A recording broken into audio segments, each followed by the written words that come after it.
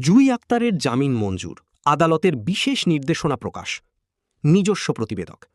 আজ কুড়িগ্রাম আদালতে আলোচিত জুঁই আক্তার মামলার শুনানি শেষে জুঁই আক্তারের জামিন মঞ্জুর করেছেন বিজ্ঞ আদালত। একই সঙ্গে আদালত আগামী 10 দিনের জন্য তাকে তার মায়ের জিম্মায় থাকার নির্দেশ প্রদান করেন। আদালত সূত্রে জানা গেছে, এই সময়ের মধ্যে জুঁই আক্তার তার স্বামীর পরিবার ও আত্মীয় স্বজনের সঙ্গে যোগাযোগ রাখতে পারবেন। এছাড়াও মায়ের বাড়িতে অবস্থানকালে তার উপর কোনো ধরনের শারীরিক কিংবা মানসিক নির্যাতন করা যাবে না বলেও আদালত কঠোর নির্দেশনা দিয়েছেন। জানা যায়, নিরাপত্তা ও সম্মানের নিশ্চয়তা পাওয়ার শর্তেই জুঁই আক্তার মায়ের বাড়িতে যাওয়ার বিষয়ে সম্মতি প্রদান করেছেন। এদিকে সংশ্লিষ্ট সূত্রে আরও জানা গেছে, আগামীকাল কবির হোসেনের জামিন আবেদন করা হবে। আগামী 10 দিন পর পুনরায় শুনানির দিন নির্ধারণ করেছেন আদালত।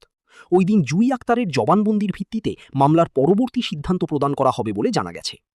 ঘটনাটি নিয়ে এলাকায় ব্যাপক আলোচনা সৃষ্টি হয়েছে।